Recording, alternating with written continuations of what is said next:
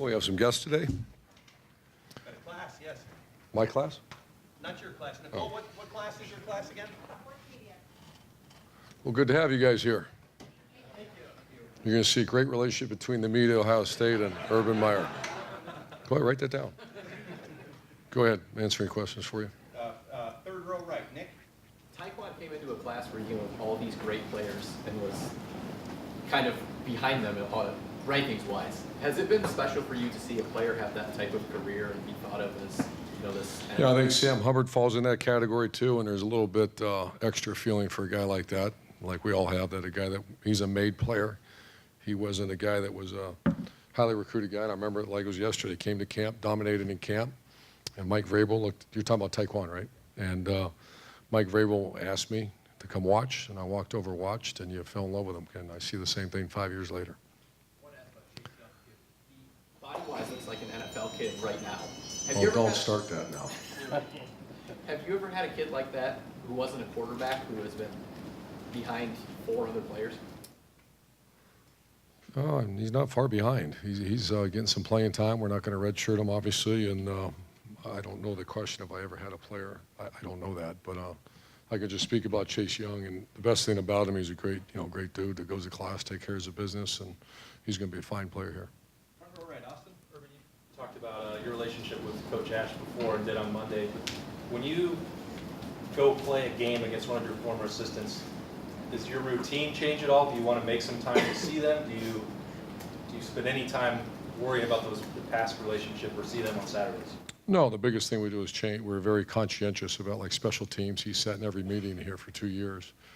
And so we're just terminology, nothing about the social aspect. That's after the season and all that. But it's more about does he know what certain calls are at the line of scrimmage? And I'm a big concern about special teams because he's a very good special teams coach. And they got a great returner. So that's where I spend my time worried about, not the other stuff.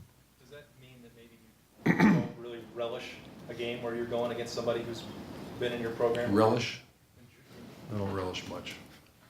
No, it's, I can pick a different word, maybe. yeah.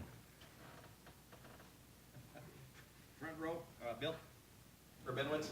I don't know if you've come out of your coach cave the last day or so. I don't know if you're aware of what's going on with college basketball.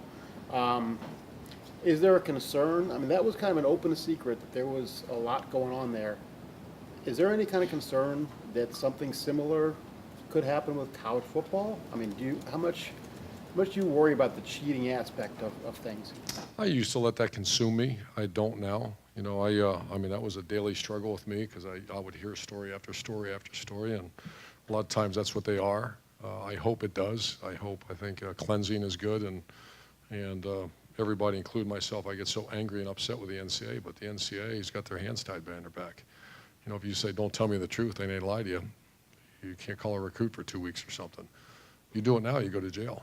And so I don't know enough about it, but I think any time that there's teeth put into regulation and teeth put into making sure people are following the rules, I've always been a big, huge, tremendous fan of that. Front row. Middle. Dave?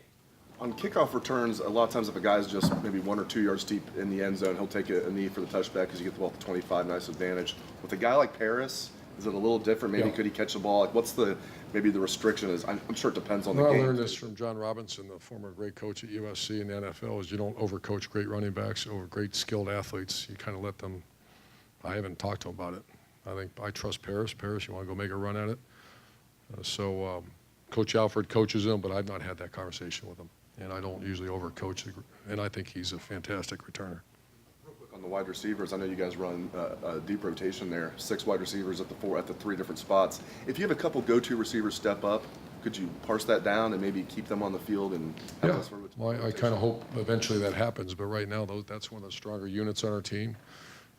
And obviously, the premium we place on blocking. They're doing an outstanding job on the edge. So right now it's a 6-man rotation. Second row. Middle. Tony? Urban, you said earlier in the week that Jeff Okudah had earned more playing time. Will he be in the rotation?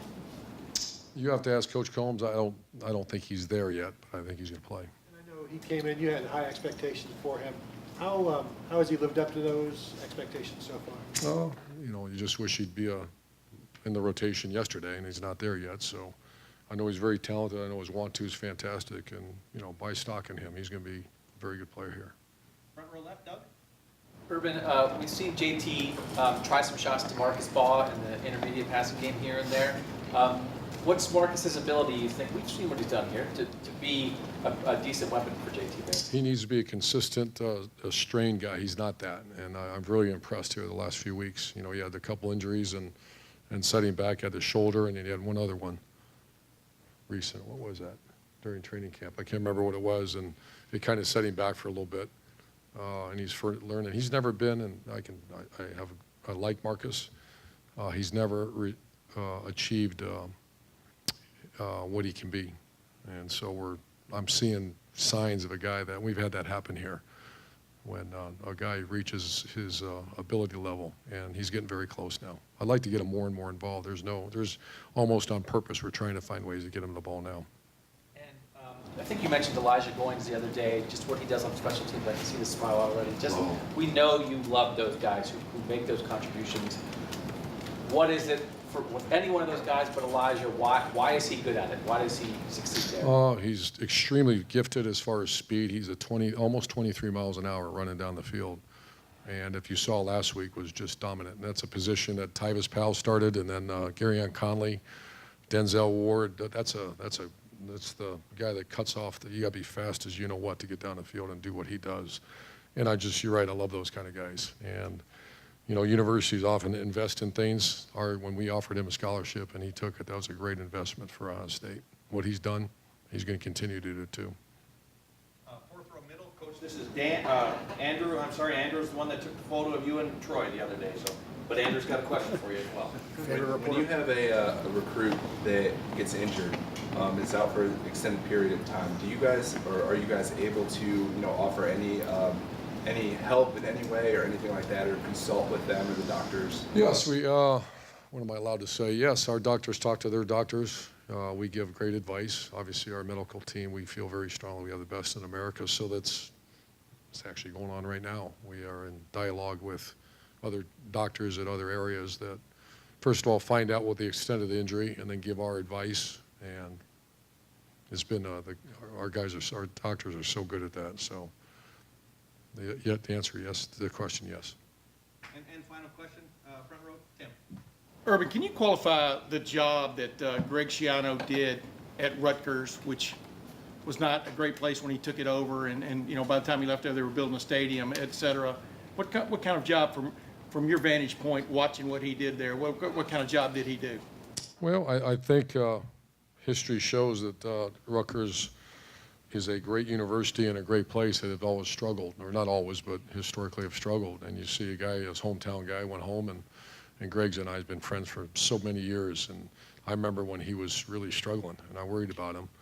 And then he had a couple breakout years, and I was, I would go visit him, and I saw what he built there. I mean, the stadium's beautiful. The school spirit was incredible. Whenever you see the Empire State Building shine up with a scarlet because they had a great year. I think they get up to third in the country one year. Phenomenal. And I think everybody knows how I feel about Greg, and he's proven it.